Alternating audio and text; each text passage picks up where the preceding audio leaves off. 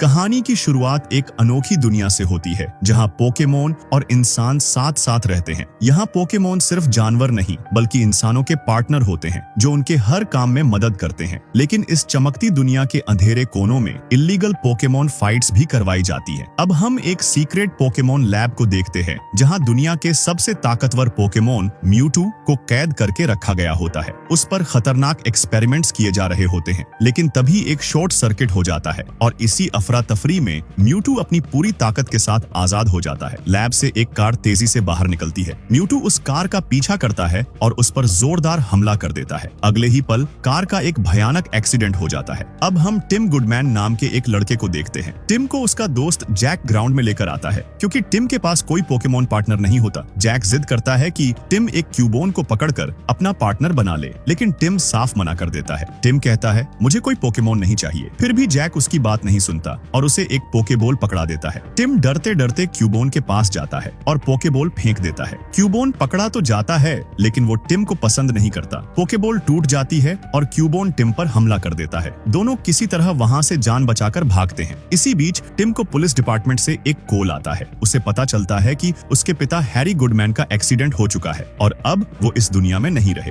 ये खबर टिम को अंदर से तोड़ देती है, लेकिन दर्द उतना गहरा नहीं होता क्योंकि टिम अपने फादर के काफी करीब नहीं था। उसकी माँ की डेथ भी कई साल पहले हो चुकी थी। टिम अब पूरी तरह तन्हा था। टिम राइम सिटी के लिए निकल पड़ता है। ये सिटी बनाई थी हावर्ड क्लिफर्ड ने, जो क्लिफर्ड इंडस्ट्रीज के फाउंडर थे। हावर्ड एक ऐसी दुनिया बनाना चाहते थे जहां इंसान और पोकेमोन बिना पोकेबॉल के मिलजुल कर रह सकें। राइम सिटी पहुंचकर टिम पुलिस डिपार्टमेंट जाता है जहां उसकी मुलाकात होती है उसके पिता के पुराने दोस्त डिटेक्टिव योशिदा से। योशिदा का पोकेमोन पार्टनर होता है स्नबुल। योशिदा हैरानी से पूछता है तुम्हारे पास कोई पोकेमोन पार्टनर क्यों नहीं है? टिम जवाब देता है मैं बचपन में पोकेमोन ट्रेनर बनना चाहता था, लेकिन अब मुझे अकेला रहना अच्छा लगता है, इसलिए मैं इंश्योरेंस का काम करता हूँ। योशिदा उसे समझाते हैं तुम्हारे पिता एक बहुत अच्छे इंसान थे और याद रखना तुम कभी अकेले नहीं हो। लेकिन टिम उनकी बातों पर ज्यादा ध्यान नहीं देता और अपने पिता के अपार्टमेंट की चाबी लेकर वहाँ से चला जाता है। टिम अपने पिता की बिल्डिंग में पहुँचता है। वहाँ वो हैरी गुडमैन का मेल बॉक्स खोलता है। तभी वहाँ आती है एक young reporter Lucy Stevens. Lucy CNN news के लिए काम करती है और उसका पोकेमोन पार्टनर होता है साइडक। लूसी कहती है मैं इसी का इंतजार कर रही थी कि ये मेल बॉक्स कौन खोलेगा। वो टिम से कहती है कि हैरी गुडमैन किसी बड़े कॉन्स्पिरेसी के करीब पहुंच चुके थे और इसी वजह से उनका एक्सीडेंट हुआ। लेकिन टिम कहता है मुझे कुछ नहीं पता, मैं सालों से अपने पिता से नहीं मिला। लूसी मायूस होकर वहां से चली जाती है। टिम जब अपार्टमेंट में जाता है तो अपने पिता की चीजें देखकर उसके जज्बात हिलने लगते हैं। वहाँ उसे एक लेटर मिलता है जो हैरी ने टिम के लिए लिखा था। उसी दौरान उसे एक बैंगनी गैस ट्यूब भी मिलती है। गलती से वो ट्यूब खुल जाती है और पूरे कमरे में गैस फैलने लगती है। टिम जल्दी से खिड़की खोल देता है। तभी उसे बाहर से कुछ आवाजें सुनाई देती हैं। जब वो बाहर देखता है तो वहाँ खड़ा होता है पिकाचू। ये वही पिकाचू था जो उसके पिता हैरी का पोकेमोन पार्टनर था। टिम उससे पूछता है तुम यहाँ कैसे आए? और तभी टिम को एहसास होता है वो पिकाचू की बातें समझ पा रहा है। पिकाचू ये देखकर बेहद खुश हो जाता है, लेकिन टिम पूरी तरह हैरान रह जाता है क्योंकि पोकेमोन जो भी बोलते हैं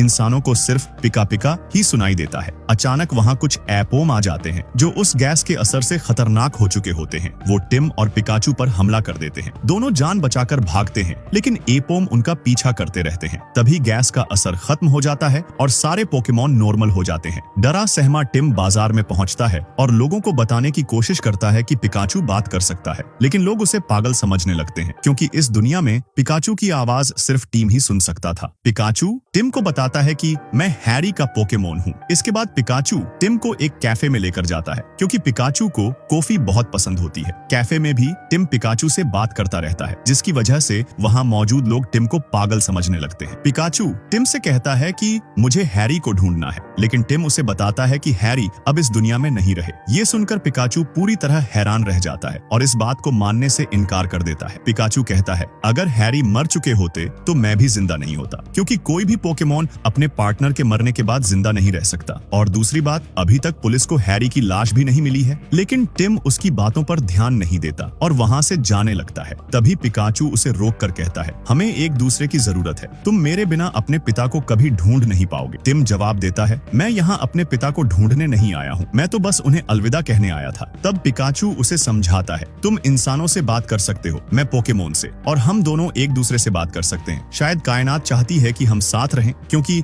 अभी भी उम्मीद है कि हैरी जिंदा है। आखिरकार टिम मान जाता है। दोनों वापस हैरी के फ्लैट में लौट आते हैं। पिकाचू अंदर घुसते ही सबूत ढूंढने लगता है। वो एक औरत की तस्वीर दिखाकर कहता है, इसकी फोटो पूरे फ्लैट में है, ये औरत जरूर कुछ जानती होगी। टिम भावुक होकर बताता है, ये मेरी माँ है। जब मैं 11 साल का था तब वो गुजर गई थी। उसके बाद मैं अपने पिता से अलग होकर अपनी नानी के साथ रहने लगा। ये सब सुनकर दोनों काफी इमोशनल हो जाते हैं। रात को टिम सो जाता है। अगली सुबह जब वो तैयार होकर बाहर आता है तो देखता है कि पिकाचू ने सबूत ढूंढने के चक्कर में पूरा फ्लैट बिखेर दिया है। उसी दौरान पिकाचू को आर गैस की एक ट्यूब मिलती है। पिकाचू बताता है, इसी गैस की वजह से कल बंदरों ने हम पर हमला किया था। उनमें से यही गैस की स्मेल आ रही थी। तभी टिम को याद आता है कि वो कल CNN की रिपोर्टर लूसी से मिला था, जो उसके पिता हैरी पर रिसर्च कर रही थी। इसलिए दोनों लूसी से मिलने का फैसला करते हैं। दूसरी तरफ हावर्ड क्लिफर्ड और उसका बेटा रॉजर लाइव आकर सबको बताते हैं कि राइम सिटी में सबसे बड़ी परेड होने वाली है, जिसमें पूरे शहर को शामिल होना होगा। लेकिन शो खत्म होते ही रॉजर अपने पिता पर गुस्सा हो जाता है, क्योंकि वो पोकेमोन को पसंद नहीं करता। इसी बीच टिम और पिकाचू उस ऑफिस में पहुंच जाते हैं जहां उन्हें लूसी मिल जाती है। टिम उसे गैस ट्यूब के बारे में बताता है। लूसी उन्हें अपने ऑफिस में ले जाती है और बताती है कि हैरी का एक खुफिया खबरी डॉक्स पर रहता है और शायद उसे इन ट्यूब्स के बारे में कुछ पता हो। टिम और पिकाचू डॉक्स पर पहुंचते हैं, जहां उन्हें मिस्टर माइम नाम का एक पोकेमोन मिलता है। मिस्टर माइम पिकाचू को देखकर डर जाता है, यानी वो उसे पहचानता था। दोनों उसे पकड़ लेते हैं, लेकिन मिस्टर माइम सिर्फ अपनी इमेजिनेशन में बात करता है। पिकाचू उसकी बातें समझ नहीं पाता। तभी टिम को एक आइडिया आता है। वो मिस्टर माइम से उसी की तरह इमेजिनेशन में आर गैस के बारे में पूछता है। इशारों में मिस्टर माइम उन्हें बताता है, राउंड हाउस जाओ, वहाँ तुम्हें आर गैस के बारे में पता चलेगा। दोनों राउंड हाउस पहुँचते हैं, जहाँ लोग पैसों के लिए पोकेमोन फाइट करवा रहे होते हैं। तभी वहाँ सेबास्टियन नाम का एक आदमी आता है। वो कहता है, इस पिकाचू का पुराना पार्टनर कहाँ है, क्योंकि इस पिकाचू ने मेरे पोकेमोन को पहले फाइट में बुरी तरह हराया था। टिम कहता है, मुझे बस ये जानना है कि इसका पुराना पार्टनर यहाँ क्यों आया था। लेकिन सेबास्टियन कहता है,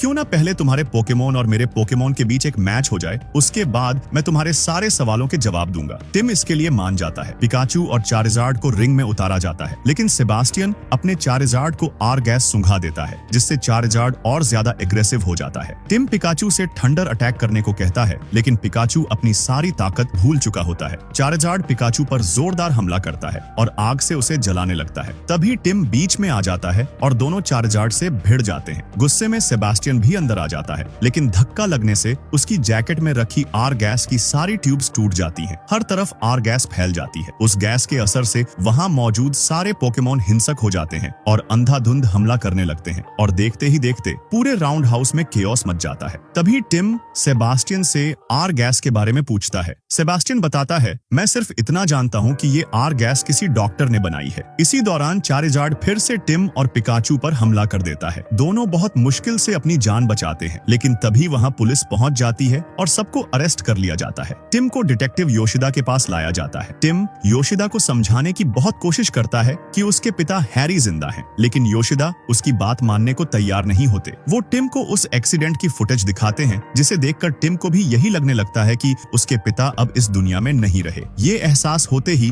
टिम पूरी तरह टूट जाता है। अब उसे समझ आता है कि उसने अपने पिता के साथ कितना गलत किया था। उसे उनके साथ और ज्यादा समय बिताना चाहिए था। पिकाचू उसे संभालता है और उसे नॉर्मल करने की कोशिश करता है। तभी वहाँ हावर्ड की एक एजेंट आती है और टिम को हावर्ड क्लिफर्ड के पास ले जाती है। हावर्ड टिम को बताता है, आर केमिकल मेरे ही बेटे रॉजर ने बनाया था। वो नहीं चाहता था कि इंसान और पोकेमोन दोस्त बने और साथ रहें। इसी केस पर तुम्हारे पिता काम कर रहे थे। टिम गुस्से में पूछता है, तो आपने अपने बेटे को रोका क्यों नहीं? हावर्ड जवाब देता है, जब मैं पैरालाइज हो गया तब रॉजर ने इसका फायदा उठाकर पूरी कंपनी अपने हाथ में ले ली। फिर हावर्ड कहता है, लेकिन तुम्हारे पिता अभी जिंदा हैं। इसके बाद हावर्ड एडवांस होलोग्राफिक इमेज की मदद से उस दिन की फुटेज दिखाता है जिस दिन हैरी का एक्सीडेंट हुआ था। उस फुटेज में टिम देखता है कि उसके पिता जिंदा थे और पिकाचू भी उनके साथ मौजूद था। तभी वहाँ म्यूटू दिखाई देता है। हावर्ड बताता है, म्यूटू सभी पोकेमोन में सबसे ताकतवर है। इसे प्राचीन म्यूटू के DNA से लैब में बनाया गया था। टिम देखता है कि म्यूटू पिकाचू की सारी याददाश्त मिटा देता है और हैरी को अपने साथ कैद कर लेता है। टिम घबराकर पूछता है, म्यूटू मेरे पिता को कहाँ लेकर गया होगा? हावर्ड जवाब देता है, यही तो तुम्हें पता लगाना है। म्यूटू को ढूंढो, तुम्हें तुम्हारे पिता मिल जाएंगे। इसके बाद टिम लूसी से मिलने एक कैफे में जाता है। लूसी बताती है, मैंने तुम्हारे कहने पर रॉजर के कंप्यूटर का पूरा डेटा चेक किया। मुझे पोकेमोन रिसर्च लैब के बारे में पता चला। पिछले हफ्ते उसी लैब में एक बड़ा हादसा हुआ था, जिसमें पूरी लैब तबाह हो गई और उसी रात हैरी गुडमैन लापता हो गए थे। सच जानने के लिए टिम, लूसी और पिकाचू उस लैब लैब की तरफ निकल जाते हैं। जब वो लैब पहुंचते हैं और अंदर जाते हैं तो देखते हैं कि वहां बहुत सारे पोकेमोन कैद किए गए थे जिन पर खतरनाक एक्सपेरिमेंट किए जा रहे थे। उसी समय दिखाया जाता है कि रोजर लैब में लगे कैमरों की मदद से टिम और लूसी को देख रहा होता है। लैब के अंदर लूसी उन एक्सपेरिमेंट्स की तस्वीरें लेने लगती है। वहीं टिम और पिकाचू आगे बढ़ते हैं और एक पूरी तरह तबाह हुआ कमरा देखते हैं। उस कमरे में लगे कंप्यूटर से वो एक होलोग्राम इमेज देखते हैं। उन्हें पता चलता है कि डॉक्टर लोरेट ने प्राचीन म्यूटू के डीएनए से म्यूटू को बनाया था। इस काम में टिम के पिता हैरी ने भी उसकी मदद की थी। साथ ही ये भी सामने आता है कि आर सीरम डॉक्टर लोरेट ने ही बनाया था जिससे पोकेमोन हिंसक हो जाते थे। म्यूटू को काबू में रखने के लिए उसने एक कंट्रोल डिवाइस भी बनाया था, लेकिन तभी लैब में शॉर्ट सर्किट हो गया और म्यूटू आजाद हो गया। म्यूटू ने डॉक्टर लोरेट को मार डाला। ये सब देखकर पिकाचू को लगता है कि हैरी ने लोरेट का साथ दिया था, इसीलिए म्यूटू ने हैरी को किडनैप कर लिया क्योंकि म्यूटू हैरी से बदला लेना चाहता था। जब टिम और पिकाचू बाहर लूसी के पास पहुंचते हैं तो देखते हैं कि लूसी को एक्सपेरिमेंट किए गए ग्रेनिंजा पोकेमोन ने पकड़ लिया है। दरअसल रोजर ने उन्हें एक्टिवेट कर दिया था। टिम किसी तरह लूसी को आजाद करवाता है और तीनों मुश्किल से लैब से भाग निकलते हैं, लेकिन ग्रेनिंजा अब भी उनका पीछा कर रहे होते हैं। तभी टिम को एक आइडिया आता है। वो लूसी के पोकेमोन साइडक को जानबूझकर गुस्सा दिला देता है। साइडक जोर से फटता है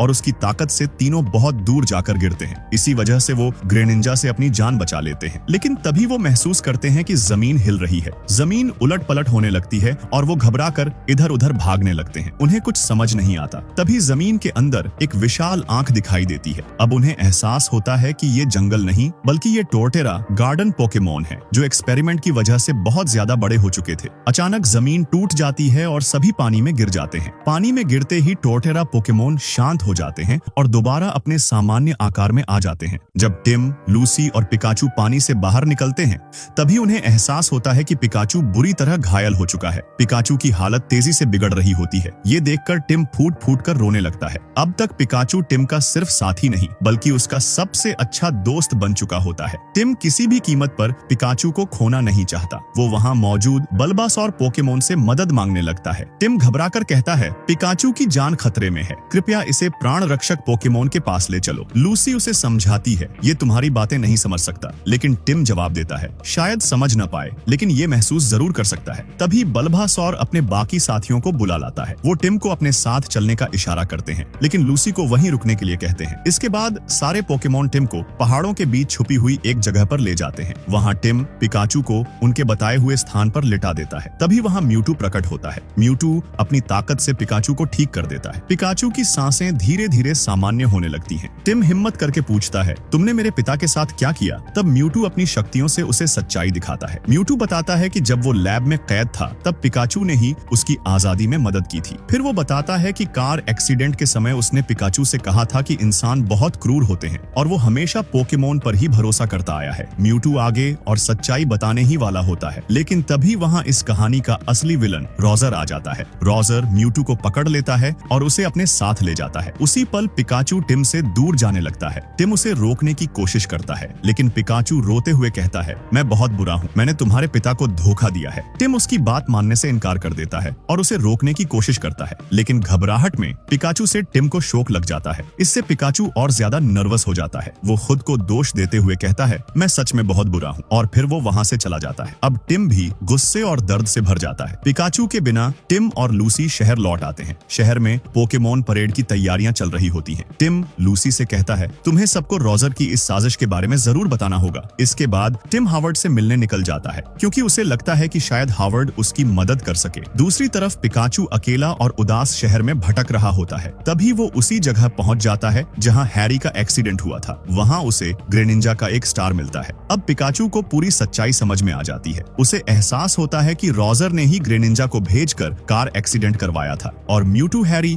और पिकाचू को बचाने के लिए उनके पीछे आया था। ये सच्चाई जानने के बाद पिकाचू टिम के पास लौटने का फैसला करता है। इधर जब टिम हावर्ड के पास पहुंचता है तभी सबसे बड़ा सच सामने आता है। हावर्ड ही इस पूरी कहानी का असली विलन होता है। वही म्यूटू को कैद करके रखे हुए था। हावर्ड अपने एक खास गैजेट की मदद से म्यूटू के शरीर में खुद को ट्रांसफर कर लेता है और उसकी बॉडी पर कब्जा कर लेता है। अब हावर्ड खुद म्यूटू बन चुका होता है। हावर्ड टिम से कहता है, तुम और पिकाचू ही मुझे म्यूटू तक पहुंचाने की चाबी थे। वो आगे बताता है, हैरी का एक्सीडेंट मैंने ही करवाया था क्योंकि उसे पूरी सच्चाई पता चल चुकी थी। हैरी और पिकाचू ने म्यूटू को भागने में मदद की थी, इसलिए मैंने उसे मारने की कोशिश की। हावर्ड कहता है, मैं ये सब इंसानों इंसानों की भलाई के लिए कर रहा हूँ। इंसानों की आत्मा को पोकेमोन से जोड़ने की शक्ति सिर्फ म्यूटू में है, लेकिन ये तभी मुमकिन है जब पोकेमोन आर गैस के असर में हो। अब टिम को भयानक सच्चाई समझ में आती है। उसे एहसास होता है कि पूरे शहर में लगे सभी गुब्बारों में आर गैस भरी हुई है। हावर्ड उन्हें फोड़कर नीचे चल रही परेड में चला जाता है। पूरे शहर में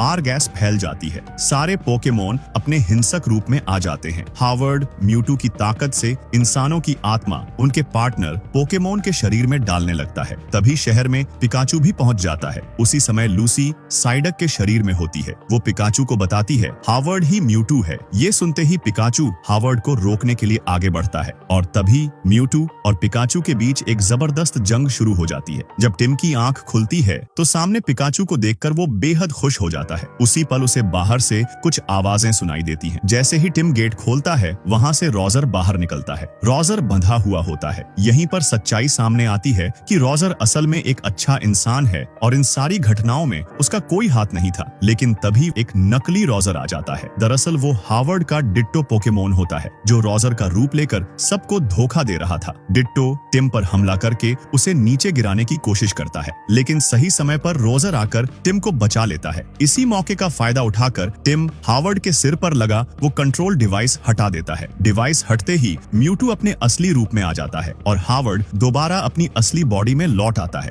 इसी बीच पिकाचू नीचे गिरने लगता है, लेकिन म्यूटू फुर्ती से उसे बचा लेता है। इसके बाद म्यूटू अपनी शक्तियों से पूरी सिटी को पहले जैसा सामान्य बना देता है। सभी इंसानों की आत्माएं वापस उनकी अपनी बॉडी में लौट आती हैं। हावर्ड को पुलिस गिरफ्तार कर लेती है। अब हर तरफ सुकून और खुशी होती है। लूसी की सच्ची रिपोर्टिंग से खुश होकर रोजर उसे प्रमोशन दे देता है। लूसी बेहद खुश होती है और टिम को उस रात डिनर पर चलने के लिए पूछती है, क्योंकि अब दोनों एक दूसरे को पसंद करने लगे होते हैं। टिम खुशी खुशी उसका ऑफर स्वीकार कर लेता है। तभी म्यूटू टिम के पास आता है। म्यूटू टिम से कहता है, जिस पिता को तुम इतनी देर से ढूंढ रहे थे वो हमेशा तुम्हारे साथ ही थे। पिकाचू के शरीर में तुम्हारे पिता हैरी ही थे। इसके बाद म्यूटू पूरी अधूरी सच्चाई बताता है। वो कहता है, जब मैंने तुम्हारे पिता के भीतर अच्छाई देखी तो उन्हें बचाने के लिए मैंने उनके शरीर को अपने पास सुरक्षित रखा और उनकी आत्मा को पिकाचू के भीतर डाल दिया ताकि वो जिंदा रह सके। ये सुनकर टिम की आंखों में खुशी के आंसू आ जाते हैं। इसके बाद म्यूटू अपनी शक्तियों से हैरी को फिर से इंसान बना देता है। अगले दिन हमें दिखाया जाता है कि टिम अपनी नानी के घर लौटने वाला होता है। हैरी उसे अलविदा कहने आते हैं, लेकिन अब टिम को अपनी गलती का एहसास हो चुका होता है। वो खुद फैसला करता है कि अब वो अपने पिता के साथ ही रहेगा। ये सुनकर हैरी बेहद खुश हो जाते हैं, क्योंकि टिम अब डिटेक्टिव बनना चाहता था, बिल्कुल अपने पिता की तरह। कभी कभी जिंदगी हमें ये सिखाती है कि जो लोग हमारे सबसे करीब होते हैं उनकी अहमियत हम बहुत देर से समझते हैं। अगर इस कहानी ने आपके दिल को थोड़ा सा भी छुआ हो तो इसे अपने उन लोगों के साथ जरूर शेयर करना जिनसे आप आज भी बेइंतहा मोहब्बत करते हैं। और ऐसी ही इमोशनल, इंस्पायरिंग और दिल को छू जाने वाली कहानियों के लिए चैनल को सब्सक्राइब करना मत भूलिए।